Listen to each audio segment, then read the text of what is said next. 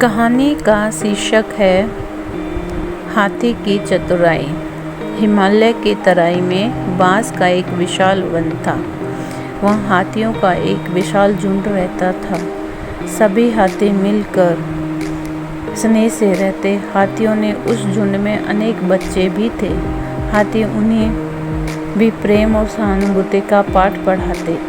एक बार सारे बच्चे जिद करने लगे कि वे नदी में नहाने के लिए जाएंगे। झुंड की एक वृद्धा हथनी को उनके साथ कर दिया। बच्चे चाह रहे थे कि वे अकेले ही जाएं, क्योंकि बूढ़ी दादी माँ के साथ रहते वे मनमाने ढंग से नहीं खेल पाते, शरारत नहीं कर पाते। बच्चों के नेता गणेश ने कहा कि अब तो हम बड़े हो गए हैं और समझदार भी, हम सभी मिलजुल कर चले जाते हैं। दादी माँ, तुम चलकर क्या करोगी? दादी माँ गणेश और दूसरे बच्चों के मन की बात समझ गई। वह हंसते हुए बोली, मैं सब समझती हूँ रे, तू क्यों मना कर रहा है? तुम्हारा जैसा मन हो नहाना खेलना, मैं तुम्हें क्या कहूँगी? हाथी के बच्चों ने देखा कि दादी माँ मानने वाली नहीं है, तो वे चुप हो गए।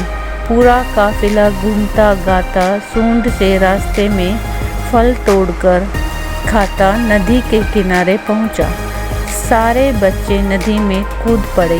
कोई नदी में पैर पसार कर बैठ गया, कोई अपनी सूंड से दूसरे पर पानी फेंकते बरसाने लगा, तो कोई सूंड से दूसरे को गुदगुदी करने लगा।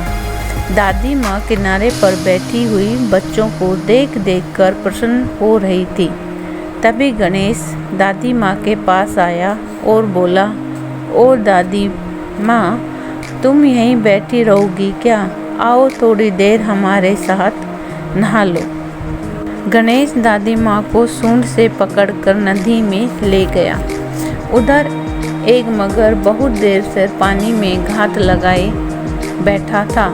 दादी माँ जैसे ही मुड़ी, उसने एक हाथी के बच्चे को पीछे से कस कर पैर पकड़ लिया था। वह दादी माँ की वृद्ध और अनुभवी आंखों से न छिपा रहा। उन्होंने तुरंत धीरे से गणेश से कहा, गणेश जल्दी करो, मगर गणेश को ले जा रहा है। तब वह हाथी के दूसरे बच्चों पर ध्यान भी इधर उधर चला गया। वे शोर मचाने वाले थे, पर दादी ने सबको इशारे से मना कर दिया। वे सभी उधर की बढ़ चले और जहाँ मगर के चंगुल में धनेश फंसा हुआ था, वहाँ धनेश मगर से कह रहा था, वाह भाई वाह, आज तो तुम्हें खूब मोटा लकड़ी का खंबा मिल गया। मगर कुछ न बोला। तब धनेश ने फिर कहा, भाई साहब, कैसे घर बनाओगे? मगर चुपचाप आगे बढ़ता रहा। धनेश ने धीरे से गणेश और बूढ़ी माँ से कुछ कहा। उन्होंने तुरंत बच्चों को इशारा किया। वे सभी बच्चे थोड़ी थोड़ी दूर पर नदी के उस पार तक फैल गए।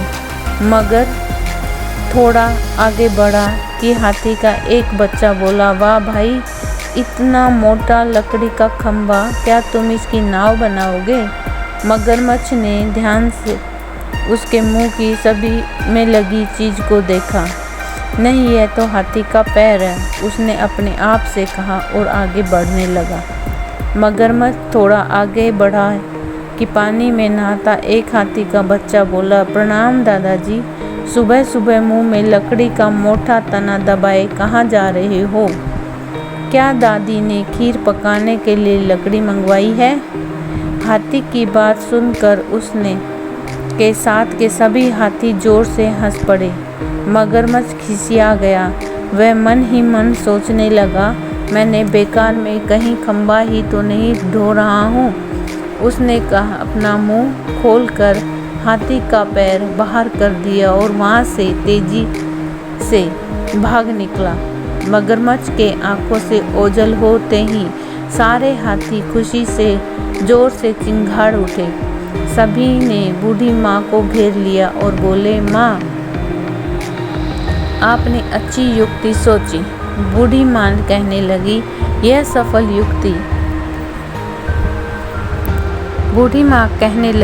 सफल युक्ति धनेश की है, उसी को बधाई दो। फिर क्या था, सारे हाथियों ने धनेश को घेर लिया, उसको सूंड में उठा लिया और लगे उसकी जयकारे बोलने। गणेश ने बहुत से फूल तोड़े, उन्हें एक दूसरे में फंसा कर माला बनाई और धनेश को पहनाई। धनेश ने आगे करके झूमता झूमता शोर मचाता हाथियों का झुंड वापस घर लौट आया। रास्ते में गणेश धनेश से कहने लगा, धनु तुम तो बड़े ही चालाक हो गए हो। बूढ़ी माँ कहने लगी, गणेश यह चालाकी नहीं बुद्धिमानी है। चालाकी तो वहाँ होती है जहाँ अपना स्वार्थ सिद्ध करने के लिए दूसरे को नुकसान पहुँचाया जाता है।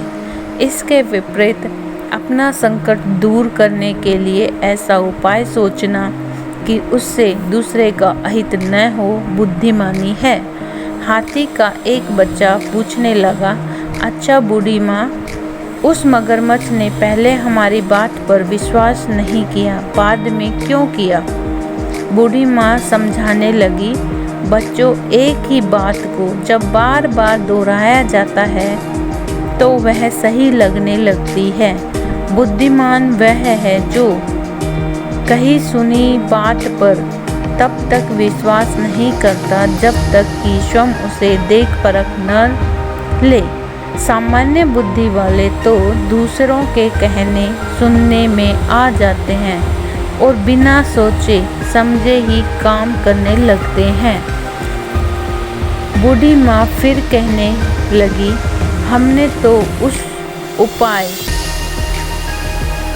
आत्मरक्षा के लिए अपनाया था, परंतु ठग इस प्रकार ही ठग भी करते हैं। बुद्धिमानी इसे में है कि अपरिचित के कहने पर विश्वास न करें और अपने विवेक से काम लें। आज आपने बहुत अच्छी बात बताई बूढ़ी माँ। हाथी के बच्चे एक साथ बोले। बूढ़ी माँ ने घर आकर सभी बच्चों की बहुत प्रशंसा की। वे कहने लगी, बच्चे अब वास्तव में बड़े और समझदार हो गए हैं। अब इन्हें धनेश और गणेश के नेतृत्व में अकेले बाहर जाने की अनुमति मिल गई। झुंड के नेता ने सभी को बधाई दी। बूढ़े हाथी हथनियों ने उन्हें शुभकामनाएं दी कि भविष्य में विपत्ति में फंसने पर वे अकेले ही उससे निपट सकने में समर्थ हों।